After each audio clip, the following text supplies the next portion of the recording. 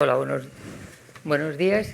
Si os parece, empezamos esta primera charla de la jornada. No hace falta que les presente, porque yo creo que conocen ustedes de sobra a Araceli Mangas y al señor Benedito, que son profesores y grandes especialistas en todos los temas europeos y específicamente en los temas relacionados con lo que va a tratar esta mesa, que es la ciudadanía europea y cómo avanzar con respecto a ese tema, ¿no? Dentro de Europa, en qué situación está y cómo se puede avanzar en ese campo. Yo estoy aquí más bien en mi condición de periodista y de haber asistido a lo largo de los años al desarrollo de esta idea como periodista, como corresponsal en Bruselas durante algunos años. Y la verdad es que el nacimiento de la idea de la ciudadanía europea que se plasmó más en Maastricht, yo creo que ahí los periodistas que asistimos vimos el especialísimo interés que tenía España, ¿no? España y Portugal tuvieron un papel importante en aquel momento intentando que los elementos económicos tuvieran también una cierta significación política, que no se avanzara solamente en los aspectos clásicos de integración comercial y económica, sino que existieran también algunos elementos políticos que permitieran avanzar en la idea de una Europa de los derechos, ¿no? Yo creo que si en este momento la mayoría de los ciudadanos europeos, tienen el 90%, según el último Eurobarómetro que he podido ver, tiene una idea de lo que significa la ciudadanía europea. Tiene una ligera idea de lo que significa, pero no qué contenido tiene. Sabe que existe esa cosa que se llama ciudadanía europea, lo sabe porque tiene además un pasaporte desde el 85 que tiene el mismo formato para todos los países, ¿no? Pero no es consciente de en qué consiste, en buena parte no sabe en qué consiste eso, ¿no? Y eso yo creo que es un elemento inquietante, porque sabe sí que puede circular por la Unión Europea, que eso está permitido, es una cuestión importante, y sabe que tiene protección consular, ¿no? Cuando está fuera de... Esas son las dos cosas que no son, por supuesto, como indica Araceli, no es poco haber conseguido eso, pero desde mi punto de vista tampoco es suficiente, porque los avances que ha experimentado la circulación del capital o la circulación de todo lo relacionado con el desarrollo del euro, la velocidad a la que se ha hecho, pues no tiene bastante parangón con el desarrollo de la ciudadanía, que desde mi punto de vista sufre algunos parones a lo largo de estos años, y no solamente eso, sino que plantea un nuevo problema con qué pasa con las personas que están arraigadas en Europa, pero que no son nacionales de uno de los países miembros, ¿no? Entonces, ¿qué pasa con todos esos millones de personas que ya están instalados en Europa, arraigados completamente, y sin embargo no tienen acceso a la ciudadanía? Si eso se va a modificar, se va a poder modificar en el futuro o no, si es conveniente o no. Los peligros también de que se adquiera la nacionalidad europea a base de adquirir la nacionalidad de una serie de los países mediante una inversión, ¿no? O sea, eso ha pasado en algunos países europeos, ¿no? Compras 2 pisos y tienes la nacionalidad. Y tienes la nacionalidad francesa, española y europea por añadidura, ¿no? O sea, que yo creo que Yo creo que uno de los grandes avances que se está produciendo ahora, que ya estemos de acuerdo, en el tema de la Europa de la salud, que eso sí que es muy cercano a los ciudadanos y que con motivo de la pandemia dio algunos pasos muy rápidos con la compra de vacunas, y percibieron los ciudadanos europeos que se trataba de una manera, que los ciudadanos recibían un trato europeo en las cosas relacionadas con la salud. Yo creo que ese es un espacio donde se puede avanzar muchísimo, pero aunque no tenga parangón la ciudadanía europea, no tiene parangón en ninguna otra área del planeta, ninguna otra área económica ha sido capaz de avanzar en ese punto, ¿no? Pero aún así la construcción europea, desde mi punto de vista, tiene una insuficiencia cardíaca desde el punto de vista de la ciudadanía, ¿no? quería también resaltar, por si lo hice tal, el papel que ha jugado el Tribunal de Justicia en la idea de una ciudadanía europea, de la defensa de unos derechos reconocidos comúnmente para todos los ciudadanos, y el avance que ha supuesto muchas veces el Tribunal al margen de lo específicamente previsto en la letra del tratado, ¿no? Como el Tribunal Europeo es un elemento básico desde mi punto de vista para haber hecho avanzar este punto, ¿no? Bueno, yo no voy a extenderme mucho en este momento, ya saben ustedes que ahora pues hay muchísimos intentos de hacer avanzar la ciudadanía europea desde el punto de vista del mundo digital, en el que la ecología, los derechos ecológicos, también los derechos en la política de facilitar las conexiones digitales entre todos los ciudadanos. También un proyecto de crear claramente un estatuto de ciudadanía, ¿no? que organice esos derechos vinculados a la ciudadanía con más garantías, con más eficacia, si fuera posible. Y también tener, yo no sé, yo en mi condición de periodista asistí a todo el proceso de elaboración de la famosa Constitución, que nunca llegó a ratificarse y que probablemente no fue enfocada de una manera correcta por su amplitud, porque hay cosas extrañísimas que montó Iscar con tantísimas páginas y páginas y páginas de Constitución, que hacía que aquello necesitara una serie de intérpretes para saber de qué estábamos hablando, ¿no? Pero la misma idea de la Constitución, en cambio, yo sigo creyendo que es válida, sobre todo vinculada a la ciudadanía, ¿no?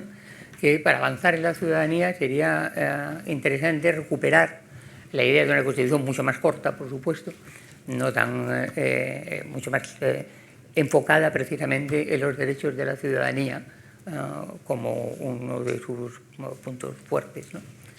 Pero bueno, yo ya digo que es lo único que quería plantear 4 o 5 puntos para que los desarrollen los que son los verdaderos expertos en este asunto. Yo le daría ahora la palabra al profesor Benedito y dejaríamos para la segunda parte a la profesora Mangas.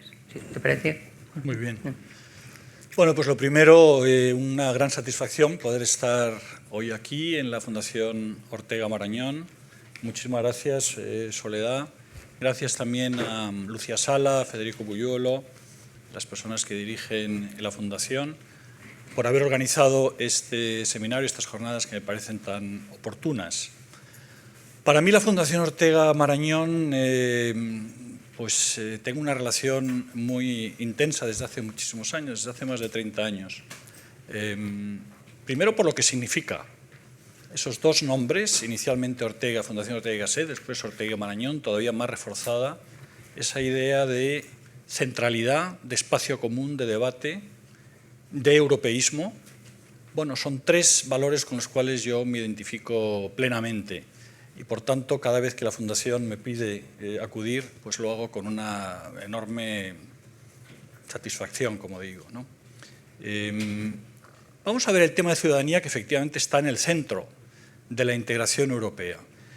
Y yo creo que sigue habiendo, y voy a empezar con una idea un poco más crítica, si se quiere, que es que las instituciones siguen teniendo una cierta, por no decir una clara desconfianza hacia los ciudadanos.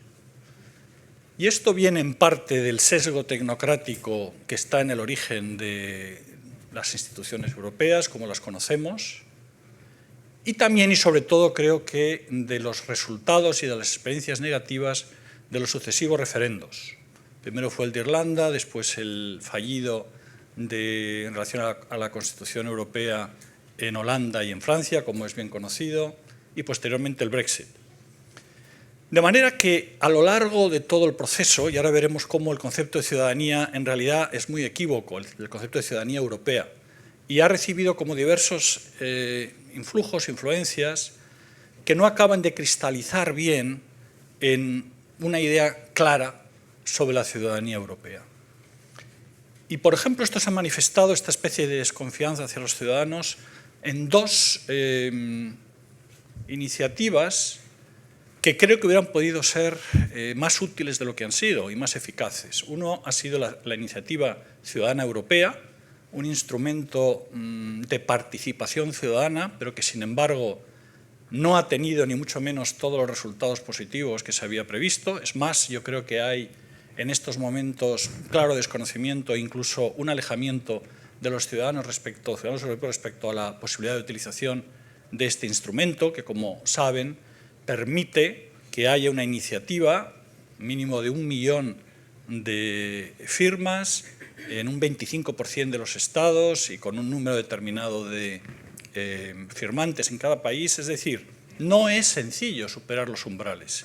Y, sin embargo, ha habido más de 130 iniciativas ya propuestas, de las cuales la Comisión solo aceptó 6 para revisar, y en algunas ocasiones la recomendación de la Comisión, después de ese análisis, fue decirle al Tribunal de Cuentas: oiga, mire usted qué es lo que se está gastando en este asunto.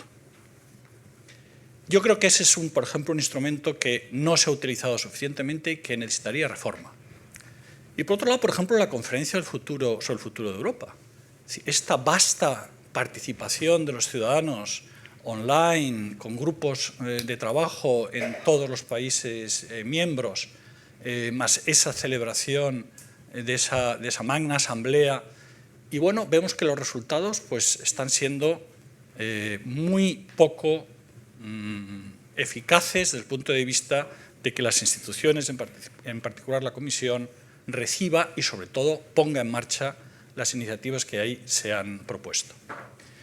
Vuelvo al tema de la ciudadanía europea. La ciudadanía europea, inicialmente, como todos sabemos, la Unión es básicamente una entidad económica, y lo que desarrolla son libertades vinculadas a la libertad de circulación económica, la libertad de circulación de los trabajadores, la libertad de circulación de servicios y profesionales. Es únicamente, y por tanto, desde un primer momento, el concepto de derechos fundamentales, el concepto de derechos y libertades, está bastante vinculado a esta raigambre economicista. Es únicamente a partir del Tratado de Maastricht, como decía Soledad, 1992, entró en vigor el 1 de enero del 93, y además con una muy clara iniciativa española, hay que decir, bastante audaz en ese momento, en el cual se crea un nuevo concepto, que es la ciudadanía europea, y se le intenta dotar de cierto contenido.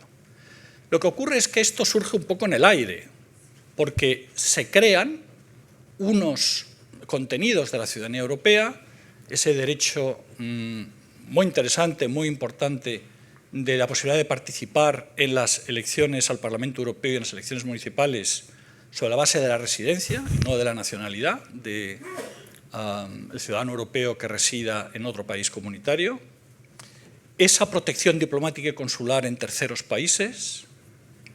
También se integra de una manera un tanto forzada la libertad de circulación y la libertad de trabajar en cualquier otro país miembro dentro de esa idea de la ciudadanía europea, pero se vincula estrictamente a la idea de nacionalidad. Es decir, hay que ser nacional de un Estado miembro para poder disfrutar de los derechos que se crean del ciudadano europeo.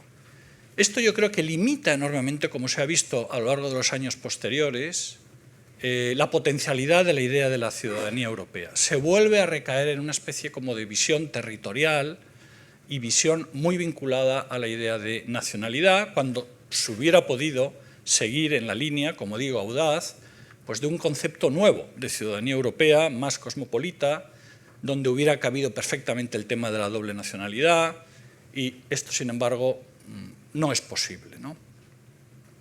Luego se amplía con cuestiones que son más bien administrativas, por ejemplo, el derecho al acceso a la documentación de las instituciones, más bien un tema administrativo, o el derecho a poder dirigirse a las instituciones comunitarias en un idioma comunitario. Bueno, todo esto pues, está muy bien, es estupendo, ayuda, pero me parece que es muy limitado. Y por tanto, hemos estado desde ese momento, el 92, con este concepto de ciudadanía europea que ha desarrollado estos limitados derechos, pero luego cuando se aprueba la Carta de Derechos Fundamentales, posteriormente, antes del fallido intento del Tratado de Constitución Europea, tampoco verdaderamente se entrelaza bien la idea de ciudadanía europea con la idea de los derechos fundamentales.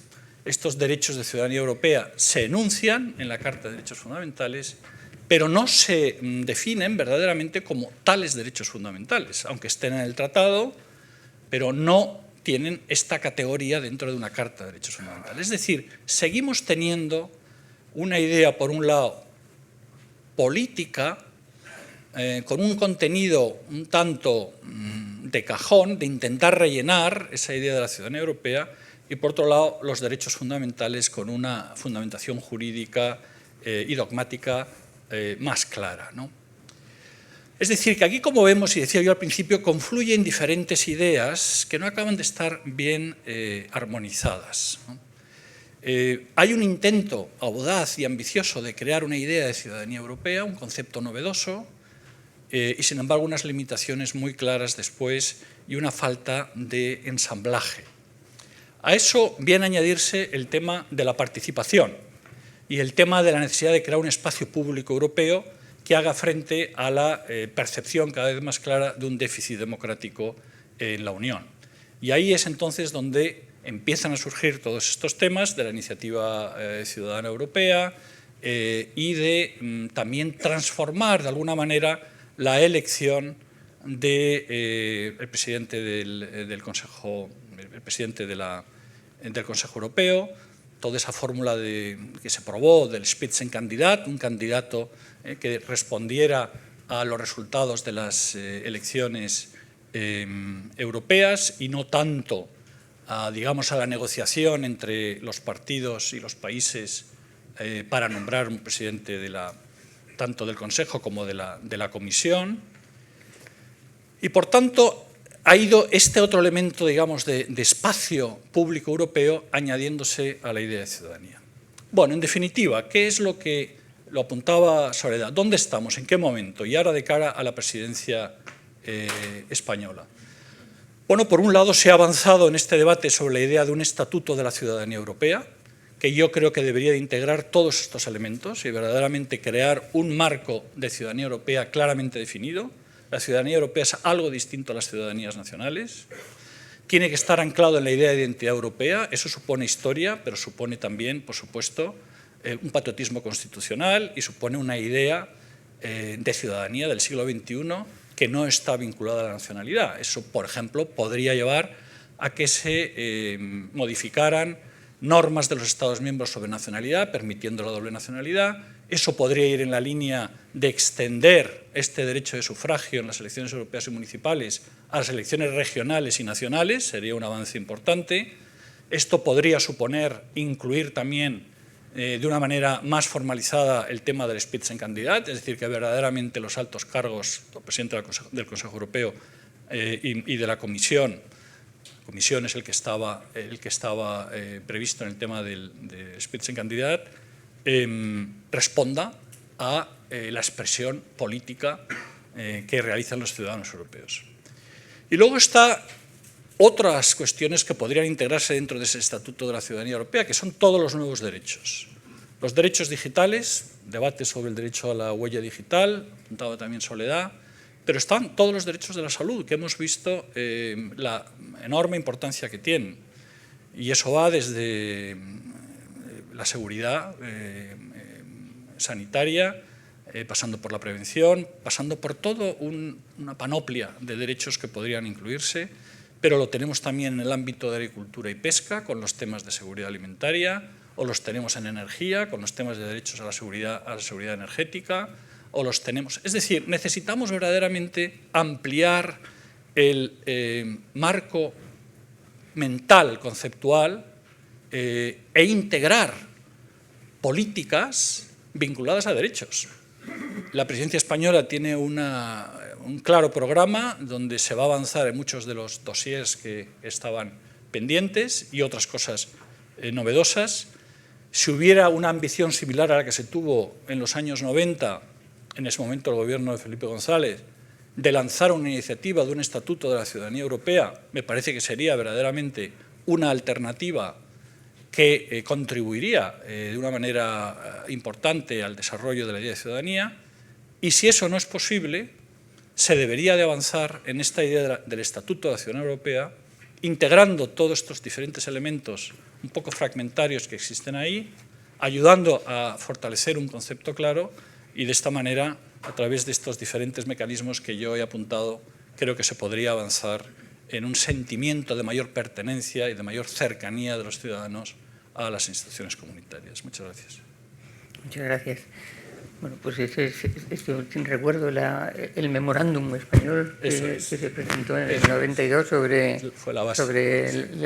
es un estatuto para las aquello que quedó completamente olvidado. Fue acompañado de una carta personal que envió Felipe González a todos al presidente con muy poca repercusión. De hecho, casi ni tan siquiera nosotros mismos en España le dimos mucha importancia al tema cuando realmente lo hubiera tenido si hubiera recibido más apoyo, ¿no? Pero no tuvo. Araceli. Vale, muchas gracias. Yo también quiero agradecer a la Fundación la invitación para compartir con ustedes una serie de reflexiones sobre el reforzamiento de la ciudadanía europea. Y también tengo grandes vínculos con la Fundación, puesto que nada menos que residí 2 años en esta casa, en la residencia de señoritas, como se llamaba, y estuve aquí 2 años y por tanto siempre que vengo pues tengo recuerdos y muy favorables, además de la época, imagínense ustedes, el 76 y 77, la denostada transición a la democracia. Por tanto, muchos recuerdos. Y luego también, en fin, por el tema que vamos a tratar hoy, y en el programa además, bueno, pues que estaba muy bien hecho, eso sí reconozco que había una foto que me dejó impactada y que no puedo menos de comentarla, porque hay una foto sobre banderas, que es un recurso muy habitual cada vez que hacemos coloquios sobre Unión Europea, pero la mayoría de las banderas no eran de Estados de la Unión Europea. Incluso hay 2 que ni tan siquiera he podido identificar, deben ser de provincias, regiones o de playas, en fin, no lo sé. Pero en el centro de la bandera estaban estados, por ejemplo, como Islandia, que no es miembro de la Unión Europea, aunque sea del espacio económico. Está la de Rusia, en el centro de esa foto, la de Rusia, y al lado, en el centro, la de Gibraltar, que todavía no es un Estado. Bueno, dejo eso en relación con el programa porque no podía menos de comentarlo porque me impactó mucho esa foto. Vean la bandera de Gibraltar, el castillo y la famosa llave de África, que es la bandera de la época de Enrique IV, cuando fue reconquistada definitivamente Gibraltar. Bueno. También tenía pensado, en fin, decir una serie de reflexiones, pero al hilo de lo que han dicho tanto Soledad como también José María, pues sí quería comentar algunas cuestiones, ¿no? Coincido con vosotros, aunque no en todos los matices que habéis expresado, que precisamente la ciudadanía europea es algo de lo que nos podemos sentir muy orgullosos los españoles, porque se puede decir que es la única gran iniciativa política y además con éxito. Fue una carta del presidente González al primer ministro de Irlanda, que entonces en ese momento, cuando se estaba empezando la conferencia, presidía la Unión, presidía el Consejo, y en esa carta proponía la iniciativa para una ciudadanía europea. Y efectivamente tuvo un éxito tremendo, porque casi literalmente muchas de las frases que aparecían ya en el texto del artículo y luego en lo que envió el gobierno español, prácticamente fue lo que se llevó al Tratado de Maastricht y todavía hoy se conserva. Por tanto, el estatuto básico que sí existe de la ciudadanía europea está ya desde Maastricht, está en el tratado, es constitucional y es un marco compacto de lo que podemos considerar los derechos políticos básicos constitucionales de los europeos. Es verdad que ahora se habla de que quizá los ciudadanos no conocemos muy bien los derechos que tenemos, pero en esto, Soledad, yo creo que es como la informática. Yo no sé por qué sucede, ni en qué consiste la informática, pero la utilizo mucho y me sirvo mucho de ella, pero no me cuestiono de dónde viene, quién la ha creado, cómo me condiciona, ¿no? Pero la gente sabe perfectamente, y lo has dicho, el derecho de libre circulación, el poder salir desde España a cualquiera de los Estados miembros de la Unión Europea y los del espacio económico europeo también, con una enorme facilidad. La gente sabe que no tiene que cambiar de moneda en 22 países. La gente sabe también que tiene la posibilidad de llamar todos los días a su mamá, a su papá, a sus hijos, y eso es muy importante emocionalmente, ¿no? El roaming, ¿no? El que solo ya, a partir de muy pocos meses, solo habrá un único enchufe para hablar de cuestiones casi pedestres, ¿no? Un enchufe en toda la informática. Cada vez que salimos tenemos que llevar media docena de enchufes en función de cada dispositivo. Eso es gracias a la Unión Europea. Gracias a la Unión Europea se gestionó muy bien las vacunas, se han distribuido muy bien las vacunas. Es decir, hay muchos derechos que la gente los conoce perfectamente. El derecho de protección diplomática y consular, el de participar en las elecciones al Parlamento Europeo y en las municipales. Es decir, todo eso se conoce, pero todos los derechos, incluidos los digitales, los ecológicos, los de toda suerte, procesales, la protección de las víctimas de los delitos, que eso en España era desconocido, es gracias a la Unión Europea. Y esos son derechos de las personas de las que sufren un atentado terrorista o cualquier situación de delito y que tienen tantos derechos o más como el propio delincuente, que el garantismo debe ser también para las víctimas. Es decir, eso es gracias a la Unión Europea. Llevarlo todo eso a una ley única, pero es que en España tenemos una ley única de los derechos de los españoles. Es decir, tenemos muchos derechos, los básicos están en la Constitución, es fácil leerlo en el título segundo de la Constitución, y luego tenemos derechos procesales, tenemos derechos también medioambientales, pero lógicamente eso no puede ir en una sola ley. Si hubiera que recoger todos los derechos de la ciudadanía española en una sola ley, en un solo estatuto, bueno, serían cientos y cientos y cientos de preceptos, porque no olvidemos que los derechos que provienen del Estatuto de la Ciudadanía Europea propuesto por España y que triunfó en Maastricht, ese estatuto está desarrollado, ese estatuto básico, está cada uno de los preceptos desarrollado o bien en un reglamento, la libre circulación, o, por ejemplo, la normativa sobre elecciones municipales, sobre elecciones europeas, directiva de protección consular, recientemente, hace menos de un año, modificada. Es decir, que hay una ley por cada uno de los estatutos. Es decir, en materia de derecho al olvido, que además, por cierto, también en este caso de un español cuyo nombre no quería que se pronunciase, y ahora pues bueno, pues es muy conocido, la sentencia de derecho al olvido en relación con Internet, bueno, pues es también una aportación española, aunque de un particular. Es decir, hay tantos derechos en la Unión Europea como los hay en España. También tenemos cantidad de derechos que no son solo los constitucionales, los que aparecen en numerosas leyes, y es imposible ponerlo, sería un mamotreto enorme para manejarlo. Yo creo que el sistema es bueno en los tratados. Es verdad que algunos derechos podían subirse al Estatuto de Ciudadanía, es decir, me refiero al estatuto que está en el Tratado de la Unión Europea, que desarrollan el Tratado de Funcionamiento, pero esa manía que tiene la gente de todo, leyes nuevas y más leyes que se unen a las anteriores. Es decir, incluso como miembro de la Codificación General de España, realmente nos abruma esa manera de legislar, sin derogar lo anterior y de nuevo nuevas leyes, y que muchas veces entran en contradicción en función de la redacción de las mismas. Por tanto, no estoy de acuerdo en que haya un estatuto de ciudadanía, porque ya lo hay, porque ya lo está en el tratado, y porque no es posible en una sola norma la inmensidad de derechos de los que no somos conscientes. Como en informática no sabemos por qué ocurren las cosas, por qué nos funciona así el ordenador, ni me importa, ni quiero averiguarlo por qué funciona, pero lo utilizo. Y la ciudadanía sí que es utilizada por la gente, aunque es verdad que no sea consciente. Es decir, una cosa es que no sea consciente, pero al final la gente sabe cuando viaja, bueno, pues que es un ciudadano europeo y que sabe que tiene una serie de condiciones iguales a los nacionales en Finlandia o en Suecia o en Croacia o en Eslovenia. Y eso la gente lo palpa y la gente viaja mucho. Luego también, en fin, en las condiciones generales de nuestro bienestar. Cuando sales fuera te das cuenta de a qué mundo perteneces. E incluso aquellos países que estaban más atrasados, gracias a la Unión Europea, como nosotros también en los años 80, la Unión Europea tira de todos. Es decir, esa idea de que nadie se queda atrás es muy claro. Cuando uno va a Rumanía, le dicen que es el país de los más pobres de Europa, y dice, hombre, pues la verdad, o estar en Polonia, bueno, pues la verdad es que nos puede dar sopas con onda de cómo está organizada Polonia a la propia administración española.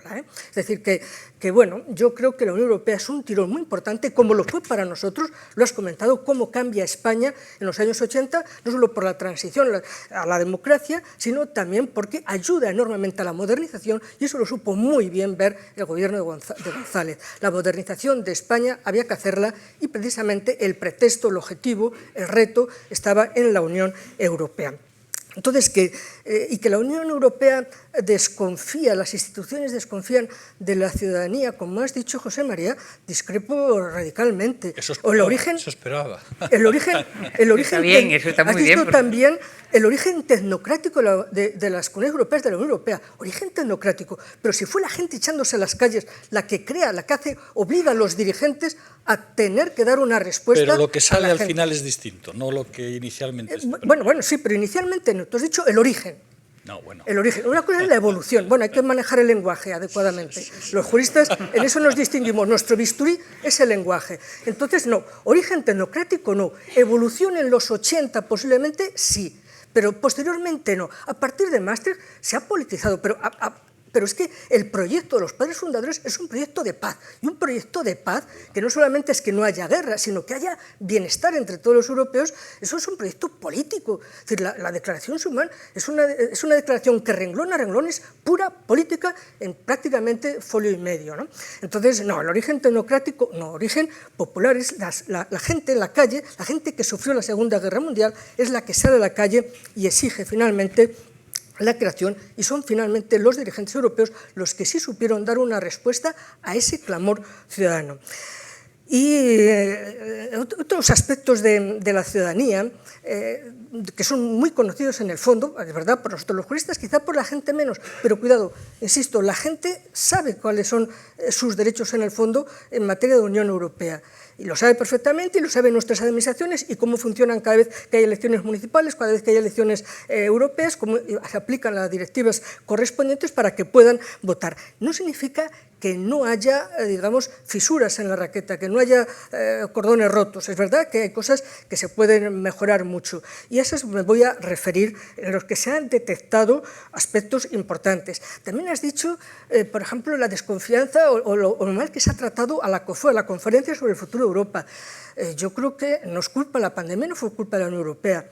Claro, saben ustedes que estaba convocada justo en el 20, en mayo del 20, y claro, en marzo del 20 nos explotó la pandemia. Entonces, claro, hubo que posponerla un año. Eso fue una mala suerte, porque la gente ya estaba preparada, etc. Y luego después, al año siguiente, comenzó. Y comenzó bien. Y cuando llevaba 6 meses en el Ecuador, la mala suerte de que Putin inició una guerra en Ucrania, y los pobres que estaban trabajando, y muy bien en la Conferencia sobre el Futuro de Europa, unas 800 personas extraídas de la calle, que nada tienen que ver con las mafias de los partidos políticos, de los sindicatos, no, sino extraídas de la calle, bueno, pues han trabajado un año, con la mala suerte de que a partir de febrero, del 24 de febrero del 22, con la invasión de Putin, pues los periódicos no le dedicaban ni media página, pero yo lo entiendo, no es un reproche a los medios de comunicación. Y cuando ha terminado la conferencia, en mayo del 23, pues bueno, claro, ha sufrido todas las consecuencias de la guerra, ¿no? Y en el sentido de que la gente quizá no lo conozca demasiado, pero que las instituciones no tienen en cuenta las 49 propuestas y las 326 medidas que han incluido, me parece muy fuerte, me parece muy fuerte. Mira constantemente, hasta en el discurso de la presidenta de la Comisión, antes de ayer, estuvo diciendo cómo ya se estaban impulsando muchas medidas. Y hay varios informes de la Comisión donde da cuenta de por lo menos una quincena de las medidas concretas, están ya incluso hechas ya, de las que ha hablado el ministro Álvarez, que van a impulsar. Es decir, que en pocos meses la Comisión ha trasladado a la propuesta normativa, que es la única que tiene derecho de iniciativa, las ha trasladado al Parlamento, al Consejo, que son las dos cámaras legislativas de la Unión. Entonces, bueno, es decir, por lo menos una docena, ¿eh? No la recuerdo ahora la lista exacta, no podría decirles, porque muchas son directivas de carácter muy técnico, reglamentos de carácter muy técnico, pero que tienen una gran trascendencia porque fueron propuestas por, no olvidemos, más de 800 conciudadanos de todas las clases sociales, de todos los países, y extraídos aleatoriamente, es decir, sin que intervengan partidos políticos, como aquel programa de preguntas al presidente, recuerdan que se extraían de la calle. Bueno, pues un buen sistema. Y es más, yo lo que creo es que la Unión Europea efectivamente depende mucho de la ciudadanía, no se puede decir que no la tiene en cuenta, es decir, la ha tenido siempre muy en cuenta. Los eurobarómetros están tomando la temperatura de la calle casi constantemente. Y, por ejemplo, además, sobre todo porque la Unión Europea es una organización internacional que se necesita la ciudadanía. Está en su origen, fueron los ciudadanos los que quisieron que se trasladara parte de nuestra soberanía nacional y se gestionara en común por las instituciones europeas. Si eso es puramente economicista, es un poco fuerte, José María, ¿eh? Es decir, pura política es lo que hubo desde el comienzo. Y esta era una organización internacional claramente con unas connotaciones políticas muy estrechas, porque, insisto, se nutre de nuestros derechos soberanos y, por tanto, se gestionan, se regulan aspectos que en principio deberían corresponder a las Cortes o al Parlamento francés, a cada una de las instituciones legislativas de la Unión. Y, desde luego, hay que reconocer que, además, por ejemplo, cuando ocurre el Brexit, ¿qué es lo que pide el Consejo Europeo y lo que hace el negociador francés? los ciudadanos primero, es decir, no voy a hablar nada con el Reino Unido mientras no solucione el tema de los ciudadanos primeros. Segundo, las empresas y luego ya todo lo demás. Es decir, todas las cuestiones técnicas, lo que tienen que pagar, etc. Pero primero solucionar que la gente no se vea perturbada por una decisión nefasta, errónea, de un político británico. Que no sufran ni los que están allí, los ciudadanos europeos que están allí, ni los británicos que vivían con nosotros hasta ese momento. Es decir, lo de los ciudadanos primeros es extraordinario y fue clave, no se pasó a ningún otro aspecto negociador hasta que no se solucionó ese. Y después las empresas y después ya todo lo demás, ¿no? En cuanto a la guerra de Ucrania, claro, estamos empeñando mucho dinero, muchos esfuerzos y también, en fin, una posición global importante. Y claro, la Unión Europea sabe perfectamente que eso no lo puede hacer. Todo lo que nos estamos invirtiendo los Estados y la propia Unión Europea, no olviden, estamos sosteniendo al gobierno ucraniano, es decir, sus funcionarios, su protección civil, sus bomberos, los sueldos de cada mes de todos los ministros, de todos los soldados, de todos. Entonces, bueno, eso nos está costando un dinero. 18.000 millones solamente para mantener el Estado que sale del dinero común de los impuestos, porque la Unión Europea no hace el dinero en una máquina, es decir, no viene de Marte, es decir, viene de los ingresos y, por tanto, de los dineros de los ciudadanos y de las empresas europeas, ¿no? Y una de las preocupaciones es si eso tiene apoyo popular. Tú mira los eurobarómetros, es decir, salen a veces, bueno, salen cada 3 meses por lo menos, y a veces cada mes, porque si se detecta que la gente no apoya la guerra, pues habría que tomar otra decisión. Pero el apoyo es impresionante y se ha bajado muy poquito, es decir, que nos estamos manteniendo en apoyos por encima del 80% en el conjunto de estados de la Unión Europea. Entonces, es decir, sí preocupa la ciudadanía a los políticos europeos, ¿no? Y buena prueba fue cuando se convocó la conferencia sobre el futuro de Europa, que estaba en el programa de la señora von der Leyen y que, bueno, pues von der Leyen y que lo ha llevado pues bastante bien. Es más, yo creo que España lo que tendría que proponer en esta presidencia es que esto ha sido un debate, ha sido una forma de reforzar a la ciudadanía europea, de, digamos, imbuirle que tiene junto a las instituciones que involucrarse en los grandes debates y que debe decir también qué es lo que piensa. Pero es una buena idea sería que España pidiera que se perenizara, es decir, que no se cerrara la conferencia, incluso la web la tienen cerrada, ya no se puede visitar nada, que eso lo vuelvan a abrir y que inicien pues prácticamente todos los años o cada 2 años llamar a 800 personas de la calle, de distintos estados, de todas clases sociales, distintos estudios y que vayan a debatir allí, porque iban a debatir básicamente a Estrasburgo, a debatir sobre temas europeos y hacer propuestas. Es decir, perennizar la conferencia, la COFOE, la Conferencia del Futuro de Europa, mantener por tanto así ese vínculo de diálogo con la ciudadanía. Porque es verdad que nuestro sistema político es un sistema representativo, de democracia representativa a partir de los partidos políticos, pero eso no desplaza esa responsabilidad que tienen los partidos políticos en el Parlamento Europeo, los gobiernos en el Consejo a la hora de legislar, pero deben tener en cuenta la temperatura de la calle y la temperatura de la calle no la da el Parlamento Europeo, no la da el Comité Económico y Social o el de las regiones, la da el hablar con gente diversa y sin duda ese es un buen método y que eso se debería perennizarse, incluso que también un grupo de esas personas pudiera participar en los procesos decisorios concretos, es decir, de determinadas directivas, de determinados reglamentos, cuando se modifiquen o cuando se inicie una legislación, bueno, pues que vean para que efectivamente Soledad, la gente vea cómo se decide en Europa, porque se decide con una gran transparencia. El acceso a los documentos no es una cuestión puramente técnica, es la base de la democracia. Es decir, el poder tener los documentos que tienen los políticos y que le llevan a tomar esas decisiones. Y además es imprescindible para los medios de comunicación. De hecho, la mayoría de los pleitos, por la negativa a entregar documentos, lo han planteado, como sabes muy bien, periodistas de diversos medios. Entonces, creo que el volver a tener contacto con la calle, reforzar la ciudadanía europea, es sin duda importante para crear efectivamente ese espacio público europeo, para tener una identidad cívica europea más clara. Y luego también porque muchos derechos en materia, por ejemplo, de igualdad, bueno, pues se ha avanzado mucho en materia, por ejemplo, de presencia en los consejos de administración, en materia de igualdad de remuneraciones y, sobre todo, perseguir al que discrimine. Por ejemplo, en España todavía no se ha incluido en el Código Penal como un delito discriminaciones a los seres humanos, tanto en materia de sexo como en otros ámbitos. Y eso en bastantes estados está en el Código Penal. También, por ejemplo, el que las empresas o las instituciones públicas que no respeten la normativa europea en la que se sanciona a estados que han sido causantes de guerra, el caso de Rusia, de Bielorrusia, esa normativa, o de otros estados que violan los derechos humanos, como en Venezuela y en otras zonas del mundo, Birmania, etcétera. En España todos hemos visto en algún momento cómo se ha violado esa directiva, el caso Ábalos del Sí Rodríguez. Bueno, pues el empeño de Borrell ahora es que eso no quede impune en ningún Estado. No lo era en la mayoría, pero en España no era un delito el no respetar las normas relativas a prohibiciones o sanciones a Estados terceros o a empresas terceras que violasen las normas en materia de protección de derechos humanos, ¿no? Es decir, yo creo que hay muchos aspectos, el de los ciudadanos móviles, y ya con ello termino, es algo, por ejemplo, que preocupa mucho a las instituciones. Es decir, los derechos de los ciudadanos móviles. ¿Qué es eso de los ciudadanos móviles? Pues bueno, no es el que se asienta, no el que se asienta en otro estado, se va a vivir a Rumanía o a Bulgaria, sino que va unos meses, vuelve, o los propios estudiantes, por ejemplo, para abrir una cuenta bancaria en España, en Francia, en Alemania, hay que tener un móvil de España. Entonces, bueno, eso es un inconveniente, eso es una discriminación en el fondo y eso crea un problema, eso crea un obstáculo. Bueno, pues eso se está estudiando porque no es fácil cambiar la legislación de muchos países